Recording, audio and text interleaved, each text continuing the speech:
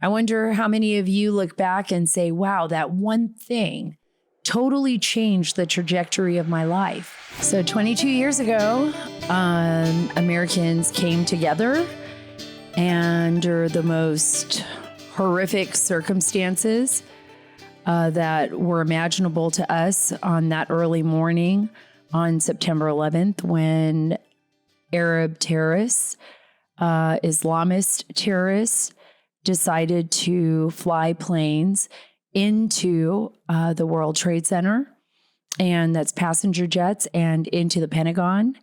And of course, the other plane that crashed in Pennsylvania when those brave, courageous passengers found out that these planes were being used as a weapon, and they decided to take it down themselves before that plane could reach the Capitol or God only knows where else to kill more Americans. It was a terrifying moment and a very real, I think, reality check for all of us.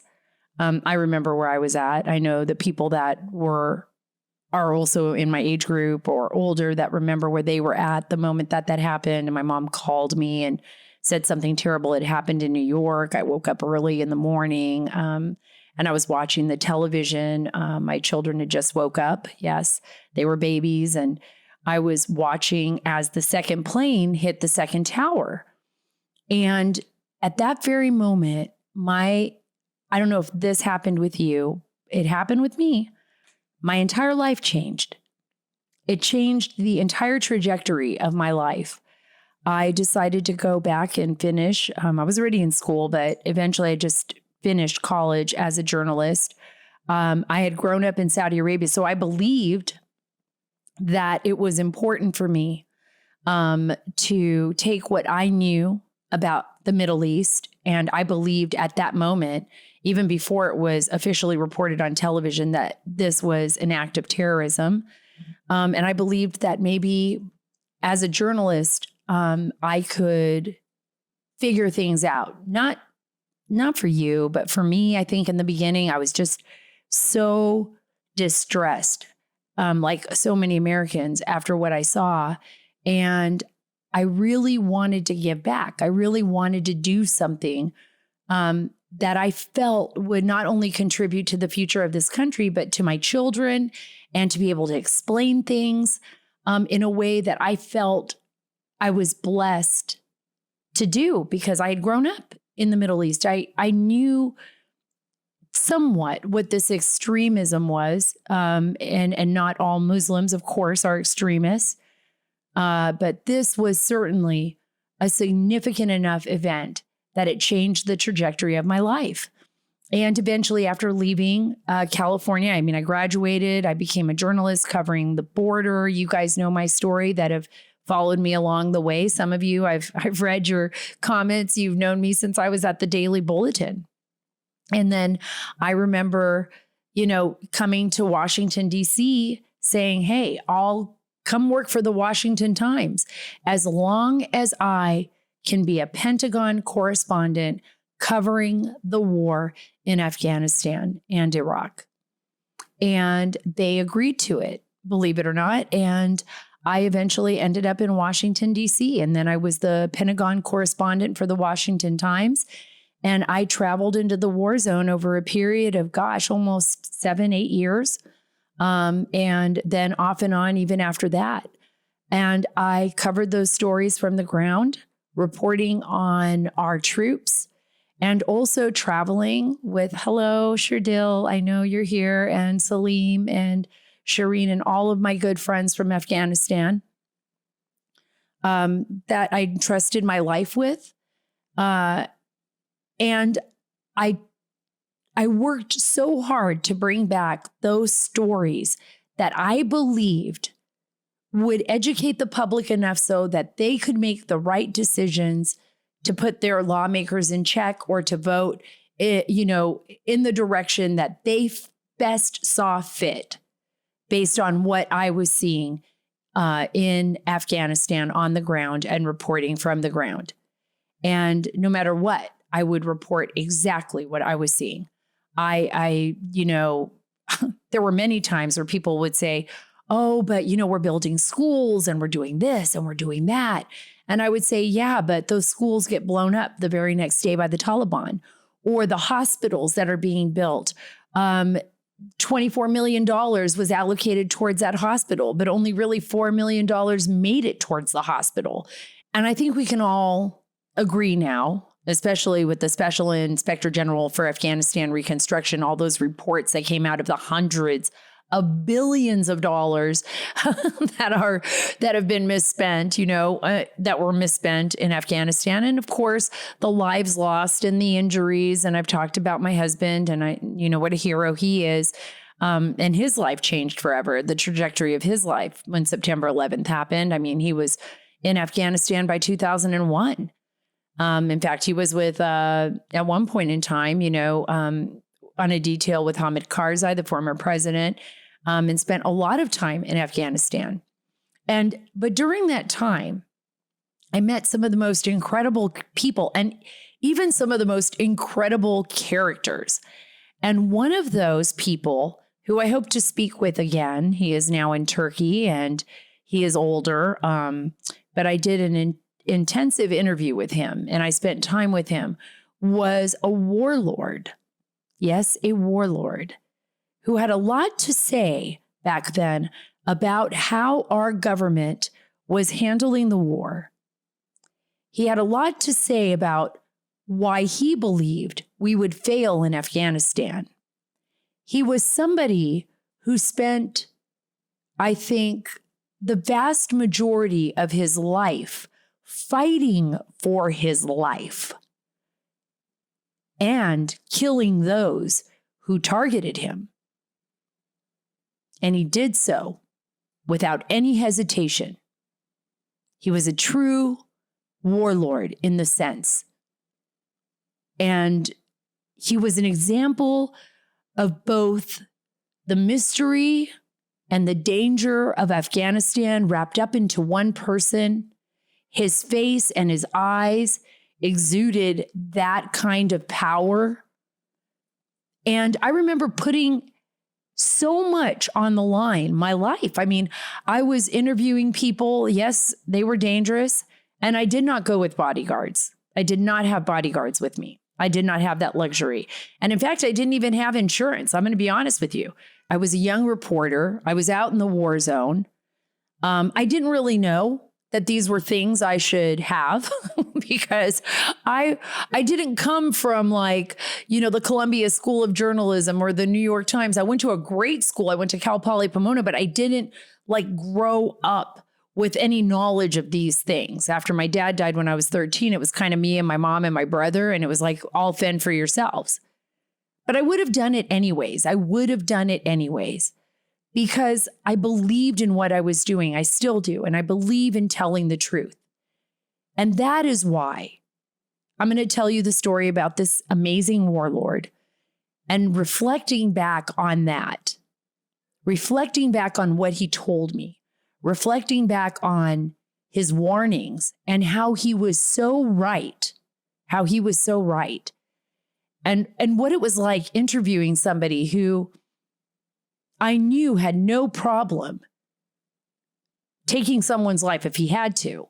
He was just made differently. When we grow up in different situations, we're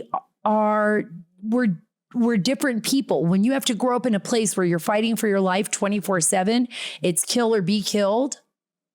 That's what happens. He's the posthumous warlord. That's what my editor used to say. An example of Afghanistan in ways that maybe very few people understand. And I was able not only to interview him and spend time with him. In fact, he asked and I stayed for dinner. That was me and my photographer at the time, Mary Calvert, who did amazing photographs. And we ate dinner with him and his entire political staff at the time. At the time that I interviewed him, believe it or not, he was under house arrest. This was October 12th, I believe. I published this story in 2008. And this was in Afghanistan, South Asia. And I will be back in 1 second. But first, I've got to talk to you about Allegiance Gold.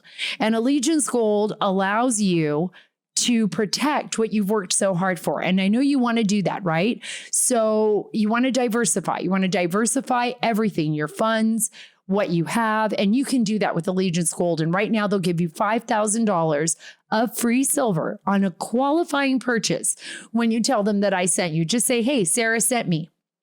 And they'll qualify you. You'll get $5,000 again on free silver on a qualifying purchase when you tell them that I sent you. And remember, Allegiance Gold has the highest ratings in the industry. 5 stars with TrustLink. They're AAA rated with the Business Consumer Alliance. They have an A+ rating from the Better Business Bureau. They're quite amazing. So don't wait. Call or click today. 877-702-7272. That's 877-702-SARA, SARA. Or go to protectwithsara.com. We can't control the Biden administration, folks, but we can prepare. That's 877-702-7272. That's 877-702-SARA, SARA, or protectwithsara.com. So I finally got permission in 2008. I was on the ground in Kabul to interview Abdul Rashid Dostum. And there was this guy that used to hang out with him. His name, well, he was kind of like his sidekick. I would call him the Warlord sidekick. His name was Haji Sher. So there was Haji Sher and there was Abdul Rashid Dostum, his general. And for you all to understand who Dostum is and who he was, after September 11th, and let me just go there before I go even further back into his history. But this warlord, during and just right after the attacks on September 11th, and the great Massoud had just been killed like days before our attack. Massoud was a Panjshiri fighter in the north. He was fighting the Russians. He was the one that basically got Dostum to flip sides because Dostum, he's going to go with where survival is, right? That was his MO, his modus operandi. If you can talk me into joining your side because you're going to prove to me that I'm going to survive and that my people will survive, then I'll join you. But I'm not going to join you unless you can talk me into that. And definitely Massoud talked him into that. And Massoud was from Panjshir. I call Panjshir Shangri-La. I was one of the fortunate people that actually got to see that part of Afghanistan.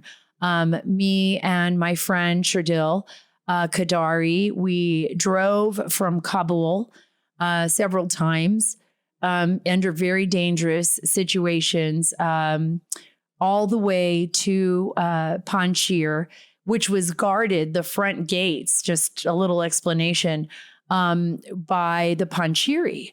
And you could not go in to Panjshir. In fact, Panjshir right now is still fighting the Taliban. They're still trying to maintain control of their land in the mountains. And it was these huge canyon walls, right? As we got up, and these men, and everybody calls it the pancake hat, but it's the traditional Afghan hat, which kind of is flat on top and rolled around the forehead, it's kind of sits on your forehead and it's flat, came out with these guns, with their AK-47s. And they were staring and pointing in the car at us. And Shardil, they recognized Shardil, and he starts talking and he says, hey, we're up here to visit, Massoud's family. He was already dead and we want to go see Massoud's grave. This is a journalist from the United States. She wants to spend the day here. She has permission. And so they raised the gate and they let me in. So Massoud had actually talked Dostum during the time the Soviet Union was in Afghanistan. And for some of you who are so young, you probably don't remember that. For those of you who are older, it was what destroyed, it collapsed the Soviet Union. They could no longer fight in Afghanistan. They were spending money hand over fist in Afghanistan, and they could not keep up that fight. Our CIA was smart enough to keep the Soviet Union on its toes. We were arming the fighters, the Taliban, not then, but I would say the Mujahideen with Stinger missiles and all kinds of equipment We had spies in the region. Anyways, so they were able to fight back. Massoud, the great, they called him the Panjshir Lion. Everybody there who is Panjshiri has the utmost respect for him. His grave is incredible. It's up on this mountainside, very private. And I was able to go there with my friends who were friends with him and, say my respects. And anyways, Massoud was very close to our government. He was close to obviously officers in the CIA officers who were working in the region. He was an agent of the United States in a way, so to speak. And he had warned the United States, folks, about the possibility that Al-Qaeda, which was on the ground in Afghanistan because the Taliban was giving them assistance, had planned to attack, he believed, the United States. And nobody would listen. Not really. And what ended up happening was Al-Qaeda, two operatives working for Al-Qaeda before the September 11th attacks, posed as journalists. And they were traveling with another group of journalists, some people that I knew. And they were disguised. They were waiting for Massoud to come back. When Massoud, they waited. And finally, when Massoud returned, these journalists that were posing as an Arab news outlet, they went in to do the interview with him. And lo and behold, Massoud had no idea that their equipment was actually an IED. It was an improvised explosive device. It was a bomb. And they killed themselves, but they killed him too. And Massoud lost his life. Well, during that whole time that Massoud is fighting, right, he talks Dostum, who's an Uzbek from Mazar-Sharif area of Afghanistan. He talks him into joining the Panjshiris. He tells him, turn your back on the Russians, the Soviets, they're going to lose this war. Come with us. And Dostum does. And he joins them. He flip-flops. And that changed the war, that changed the trajectory. Now, fast forward to September 11th, our CIA, obviously, and our U.S. military is back in Afghanistan. It's going to be the beginning of what we didn't know then was the longest war. And Abdul Rashid Dostum, who is known for his horses and his ability to fight on horseback and his men to fight on horseback. I mean, they would do things there that are unbelievable as fighters, stories about, that once he flipped, some of his men would drink and that they would even torture the Russians and rape them. And all kinds of stories. Well, at that point in time, like I said, fast forward after September 11th, and some of you may have seen the movie, and it's leaving me right now. But there was a movie about our men on horseback and fighting back, and that was Dostum. So Dostum got the horses needed, was fighting alongside our folks, our military and our CIA, in establishing, again, fighting the Taliban, the very first group of people that came into Afghanistan. And it's a love-hate. Let me tell you, it's always a love-hate relationship. The enemy of my enemy is my friend. Survival. Who do you trust? Who do you pay? Who is going to be with you? But Dostum is a fighter. He is a fighter. You can hate him. And boy, there are stories out there. Or you can respect, the kind of ability it takes for a human being to survive that kind of ruthlessness, the environment, the war, the fighting, the brutality. He's 69 years old now. I thought he was much older. He's 69. But boy, he's been through a lot. So I am desperate to interview Dostum. I'm in Afghanistan. I'm a young reporter. I'm in Kabul. It's very dangerous. In fact, during that time, there was some Al-Qaeda that was supposedly traveling through Kabul. We were getting intelligence reports on that.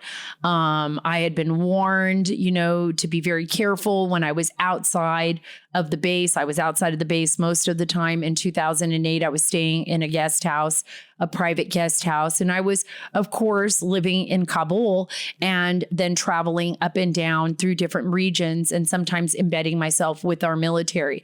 But during the time with Haji Sher and with Dostum, I was not. And so I begged and begged for this interview, which I was certain I probably would not get. A friend of ours connected us, and Dostum didn't want to do another interview because he was so angry, apparently at the New York Times, for a story they wrote about him, that he wanted to kill the reporter who wrote that story about him. That's what I heard. And so I was like, oh man, I better be on, my best behavior around this guy. I don't want to have any trouble. And I'd already been briefed. So sometimes I would get briefs from people that had been in the region, intelligence people, Western intelligence, U.S. intelligence. I would get kind of a background briefing before I would go. And there was somebody that I knew, and I'm not going to mention their name because I don't have permission to, but they gave me a full briefing on Dostum. So when I was in Alexandria, Virginia, before I left to Kabul, I went into this private meeting, and this person at the time was working for the Department of Defense. And they said, okay, this is what I'm going to tell you about Dostum. And they had worked in the intelligence community. And they said, we're going to give you a little brief background. So when Dostum was basically when he had turned on the Taliban had come into his village while he was out of the country at one point in time. And they had slaughtered people in his hometown, in his village, and near Mazar Sharif, near Uzbekistan. And he was so angry. He promised he would get his vengeance on them. And so when he returned to Afghanistan, he basically hunted down these Talibs, these Taliban fighters and their leaders. And he took them and he put them in a train cart. And he basically loaded them up, piled them into this train cart, and lifted it up on a crane, lifted it up into the sky on a crane. And I said, oh gosh, what did he do? Did he drop it? Did he just drop them? And they said, no. Allegedly, he set them on fire. He just cooked them so everybody else could see. Imagine that. I was like horrified, right? I mean, it's a horrifying story, but it's an incredible story. And it sent a message, a chilling effect, right? To any of his enemies, like, you mess with me, and what's going to come back to you is going to be tenfold what you did to me or to my people. So I had this, idea, this picture of Dostum, this ruthless warlord in his Uzbek cape, It's the same cape, by the way, that you would all see Karzai in. And I got a story about that too, because Dostum was really funny. When I met him and asked him about the cape, I even told him, I said, you and Karzai wear the same cape. And, well, let me wait to get to that part, because this is good. So he cooked all those people, apparently. There was another story where he closed off Salong Pass and apparently killed Russian soldiers. And Salong Pass, I'd been down that road many times on my way to Mazar Sharif. And it's this road that goes, this massive tunnel that goes through the mountains. You can see the Salong River along the side. It's really incredible.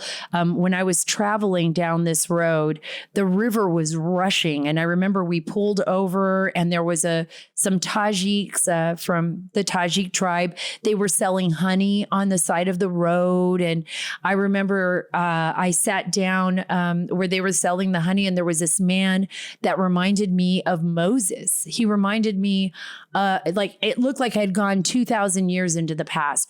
Long white beard. He reminded me of what somebody would have looked like back then. Very old, the lines all over his face, his big, beautiful blue eyes. And he was sitting on this kind of makeshift hammock, and he had these little kittens next to him. And I remember I walked over and I was talking to him through an interpreter, and he was just very sweet to me. And I saw children playing in the Salong River. And I thought to myself, oh my gosh, those children, I thought they were going to get injured, but they were on the side of the river, and the water was just kind of rushing over them, and they were laughing. And I was paranoid. I'm a mom, and I was watching that, and they were fine. They were fine. Apparently where they were wedged in between a couple of rocks, and they were fine. But I remember thinking to myself, wow, how incredible this nation was, that it was like time had stood still, right? Time was standing still. And then I get into, back in the vehicle with Shardil Qadari, and we go through the Salong Pass in this tunnel. And that's where he tells me the story too. We're talking about it, and this story about people being blocked into the tunnel, and that's how they killed him. Now, remember, the story goes is that when the Soviets built the roads that came in to Afghanistan, they built those roads promising the Afghan people, well, you're going to have a great life. This is going to be, we're going to help you. We're going to help build your infrastructure. You're going to be fine.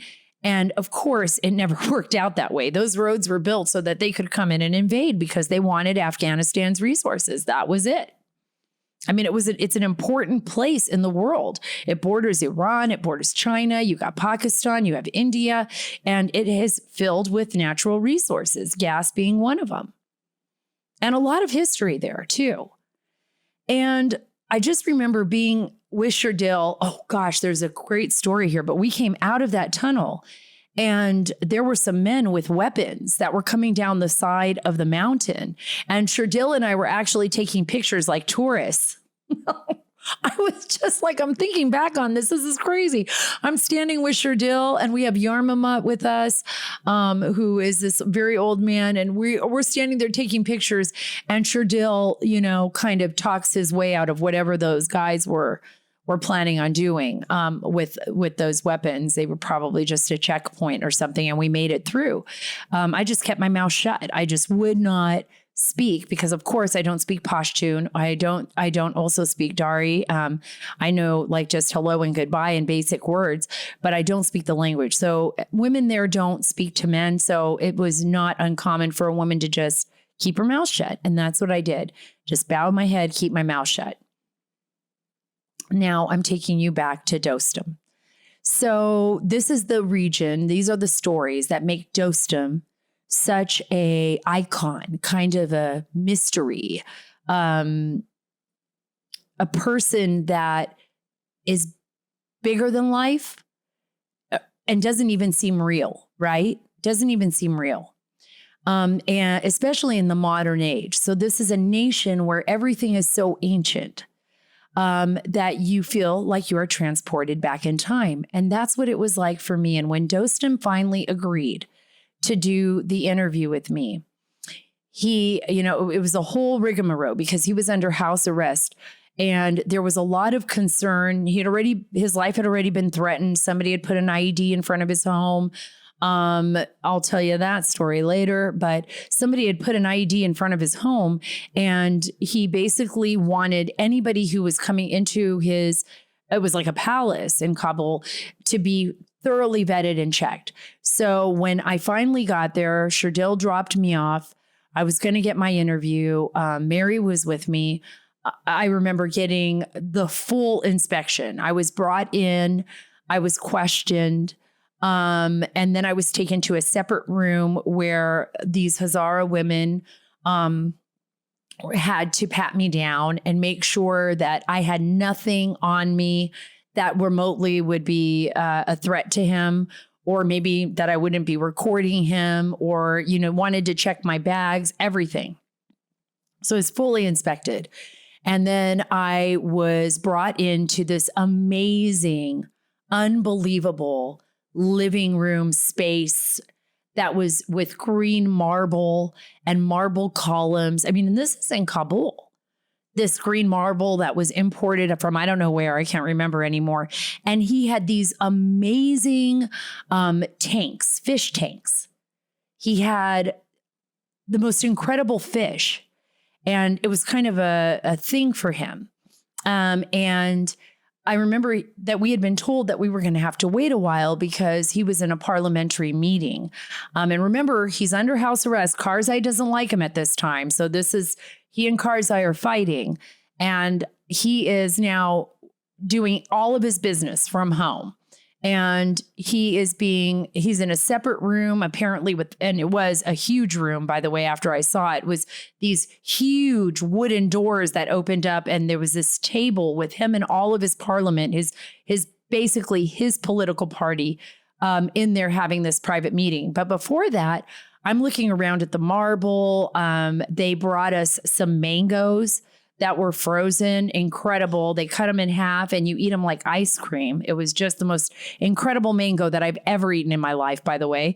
It was from Pakistan, believe it or not. And I eventually walk over to check out the fish. And I'm looking at these fish and I'm watching them swim back and forth. And I'm kind of mesmerized by this whole home and the bizarreness of being in a war zone with this man with this palace who's a warlord. And I'm watching the fish and I hear someone behind me kind of go, and I hear a man say, General Dostum wants to know if you like his fish. And I say without turning around, I say to the man, tell General Dostum, I think his fish are amazing. I think they're fascinating. And he says, in Dari, I'm guessing, in Uzbek or maybe Russian, because he speaks a lot of languages. The translator says, General Dostum says every time he introduces a new fish into the tank, the other fish come, they attack them, and then they eat them. And then I turn around and I look at Dostum and I say to him, much like the tribes of Afghanistan, General. And he stares right at me. And then he just lets out this billowing laugh, like he just starts laughing. And I go, I knew you spoke English. And he thought it was so funny. And at that point, he says to me, come here, I want to show you something. And he takes me to this room where he has these amazing photos of him and, General Franks and Tommy Frank and all these, incredible pictures with the CIA on horseback. And, he has this mural outside of his home that is just like this.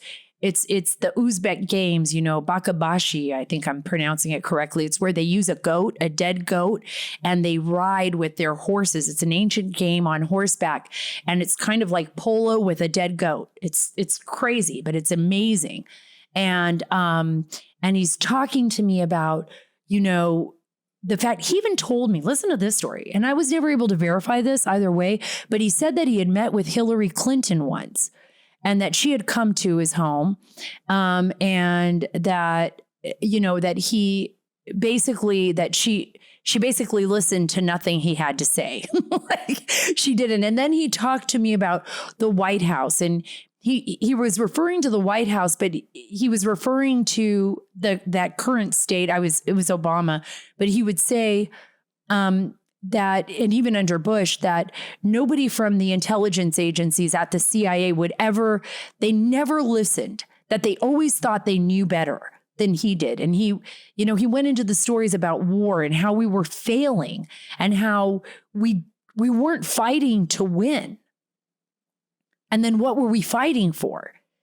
He said, being a fighter, being a warrior, ending a war requires the person to have the courage to take it all the way. He even told me that he would do it, that he had told, and of course this was never going to happen because you have so many different tribes in Afghanistan that our DOD and our US intelligence and our CIA were never going to give, one warlord, that kind of power. Although when they actually gave the money to Massoud, that was because they knew Massoud had wrangled up all the other tribes to fight the Taliban. At this point in time in Afghanistan, the tribes were all over the place. And that was the failure of the United States and a lot of our policies, which were horrific. And Dostum knew that. He said to me, we're never going to win this in the end. In the end, people are going to take the money and they're going to run. And that's exactly what they did. But I remember Dostum saying to me, give me the horses. I'll get the men. I'll get the horses. Give me the money. Give me what we need to put this together. I will build an army and I will destroy the Taliban. If the United States wants the Taliban gone, I will destroy it. And I believed he could do it. I believed that we just didn't have the will to win. And that's what's so crazy about this. We sent our men and women into a part of the world that was over 2,000 years old. I mean, it's like being transported back in time. There were troops that were on the ground that I was with. We would go to villages, they would think they were Russian. They still had no idea that the Soviets had left. That's how little access some of these villages had to the outside world. Our young soldiers, you know, it was so different than Iraq. There is no comparison. And I have been to Iraq, but there was no comparison, Iraq to Afghanistan. It was completely two different wars, two different worlds. I mean, Afghanistan was warlords and people in that, you know, I was keeping my fingers crossed the whole time that, you know, I wouldn't be taken by the Taliban, that I wouldn't lose my life, that I wouldn't be raped, for crying out loud, that I wouldn't be in the wrong place at the wrong time, that I would come back to my family, to my children. I mean, it was a different place. And it was just different because people there operated differently. There was a different sense of brutality, and there was also decorum in a weird way, tribal decorum, you know? People acted differently. You respected different things there. The rule of law was different. And Dostum went into those details with me, and you know, we were getting along so well. It was crazy. I'm like, I'm getting along with a guy. I was thinking in my head, you know, I'm getting along with a guy that's like not afraid to take a bunch of men, shove them into a train car and set them on fire. I'm talking to a guy who's fought battles that I can only imagine, that are battles that are only in history. Like he fought like ancient times. He fought like ancient times, you know? And here we are just laughing and talking and getting along. And do you know so-and-so? And what about this? And what about that? And why is the U.S. doing this? And why is the U.S. doing that? And let me introduce you to this commander. Let me introduce you to that person. And then as I was, you know, wrapping up, he said, well, you can't leave just now. You have to stay for dinner. And he said, we made this Uzbek palau that is incredible. Now, mind you, I don't have any phone on me. I have no access to my friend Cher, who's outside driving around in circles, wondering, oh my gosh, it's been already four hours. What is happening to Sarah and Mary? Are they okay? And of course, he's not going to trust the guys at the front, you know, the security at the front of the house, because he doesn't know what's going on, because we can't call him. And I said, okay, how can I turn down dinner with a warlord? You can't turn down dinner with a warlord. And so anyways, we get ready for dinner, and all of his members of his party are there, of his political party. And this is when the stories get really fun, right? This is when things get really fun. So I asked him about, you know, his Uzbek cape, you know, his warlord attire, you know, and it's this long robe with green stripes and other colors woven in. I have two of them, by the way, that I picked up in Afghanistan, and I don't wear them. I don't wear them. I'm not a warlord, but I thought they were pretty cool. And I say, well, you know, Karzai wears the cape too, and he was so insulted. He's like, Karzai is such a fake. He is such a poser. He's a guy who owned a restaurant in Virginia, and the CIA made him the president of Afghanistan. And he walks around with the warlord cape, and he's never been a warlord a day in his life. I mean, he hated Karzai. He just dished out dirt on Karzai like there was no tomorrow. And he said, now I wear the cape because I am a warlord, because I've lived the life of a warlord. This is who I am. I will fight for Afghanistan. I will fight for my tribe. And he was very certain about that. And then as he's talking, he tells me about the time he almost died when he was on horseback and he was riding and they were fighting the Talibs. And, you know, he got all this shrapnel in his body everywhere, just shrapnel everywhere. And I have to tell you that I was warned by this source of mine never to drink vodka with Dostum, because apparently he loses complete control if he drinks vodka. And so they had asked me at the beginning, just to let you know, that he said, would you like some vodka? Would you like something to drink? And I said, oh, no, General Dostum, no vodka for me. I'm much like a good Muslim woman. I don't drink, especially when I'm working. And he was like, oh, okay, what a bummer. Like, you're a loser. And he didn't drink either, right? Because I guess he just wanted to respect me.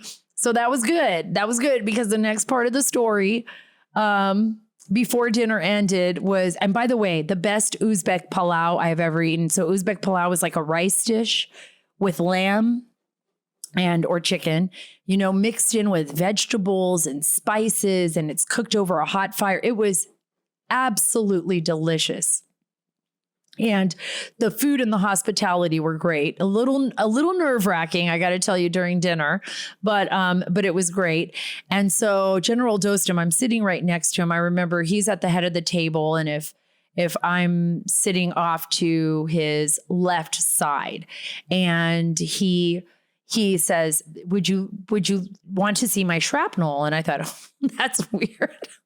And I said, well, yeah, of course. And he said, you look at my arms, and he's holding out his arms.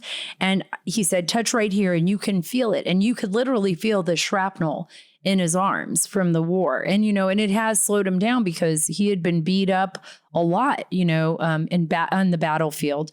And I could feel that. And then he laughs and he says, and I have shrapnel in my leg. Would you like to feel that too? And he touches his thigh, and I say, nope. Your arm is good enough, General. And the whole table just started laughing. They were all laughing because I guess, you know, General Dostum is going to do whatever General Dostum wants. And he decided to say, to cross the line. I guess in the woke world, maybe some of our younger millennials would have probably thrown a fit at the table. I got to tell you, I just joked around, laughed. I did not touch the shrapnel in his leg, and we all had a great time and we moved on. I don't think I'm going to threaten a warlord at the dinner table, but I was sitting there over the weekend, and last week thinking about, September 11th, thinking about Afghanistan, thinking about what it means, when your life takes on a completely different trajectory than what you expected when you were young.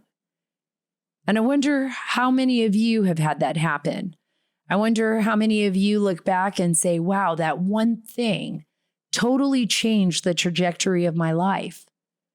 But it did. I wish it never happened, of course, but September 11th was a big wake-up call for our nation and frankly for the whole world. But it was also personally for me,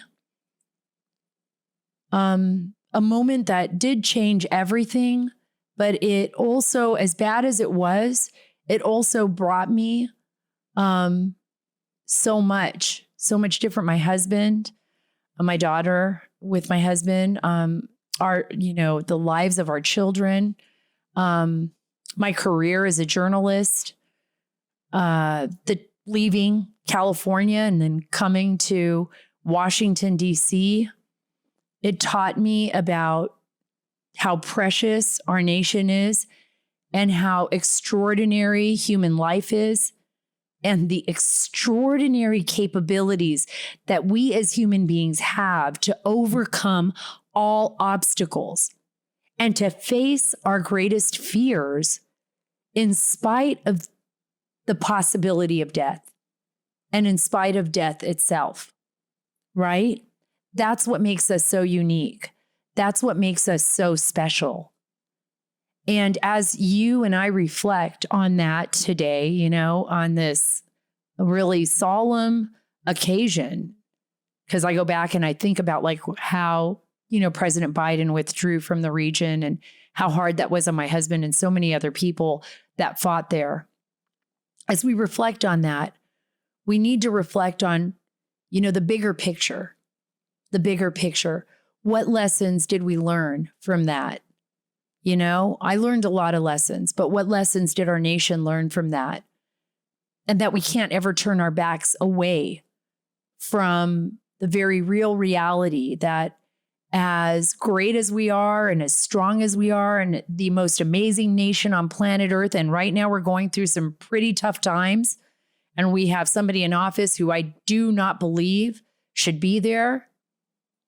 But as we're going through all of that, remember that there are people and there are situations and there are enemies out there that are looking to target us.